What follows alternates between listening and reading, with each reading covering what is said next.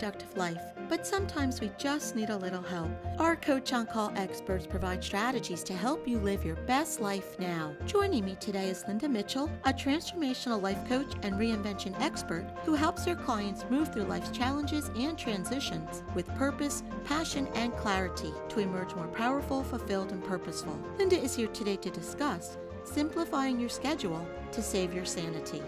Welcome, Linda. Thanks for joining us. Thanks for having me back, Joan. So, Linda, being too busy is one of the biggest stressors for most people. With so many responsibilities and opportunities, it's easy to end up being overscheduled, and there's hardly any time to relax. So, how do we get so far out of balance, and what can we do to combat this problem that so many of us face? Well, Joan, I believe the biggest reason is because our culture truly does applaud busyness. We hear things like, if you want something done, give it to a busy person, as if busy people are more important, smarter, or more valuable somehow. And the second part of this is that most of us have bought into this fallacy, and we think we have to be superhuman. We think we should do it all and be it all.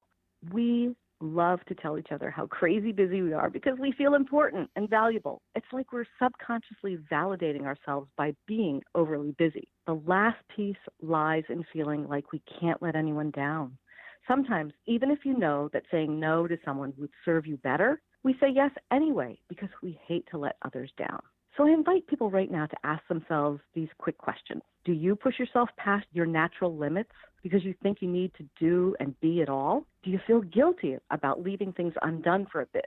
Or do you believe that enjoying some downtime will just result in feeling even more swamped afterwards? Is it easier for you to just take on one more task because you believe you'd be letting someone down if you say no? If any of this resonates with you, you're probably stressed, overwhelmed, and way overdue for some R&R. You're buying into the societal values instead of sticking to your own personal values. And I'm speaking from personal experience. After many years of being on the proverbial hamster wheel, I finally learned that being busy all the time doesn't make me a better person or win me any awards for the crazy schedule or the longest to-do list. All it did was keep me stressed. We need a perspective change in order to simplify our schedules and save our sanity. The truth is, the happier, smarter, and more fulfilled person finds a way to balance work and home life without guilt or self-criticism. You can be busy and productive while still finding time to rest, rejuvenate, and save your sanity. This may sound like a pipe dream if your schedule is so full that you can barely find time to meet all your responsibilities, let alone schedule downtime. But creating this balance begins with that perspective change. If you believe walking away from your to-do list before it's complete makes you lazy, unfocused, or a slacker, let's reframe that thinking. Taking time to rest and recharge is much different than laziness, and it's what you need most if you expect to continue to be productive, focused, and creative. Linda, as you were asking those questions, I could hear our listeners shouting yes to answering them. So can you give us some tips that can help us simplify our schedules? Yes, sure. These are things I do. Leave buffers in your schedule.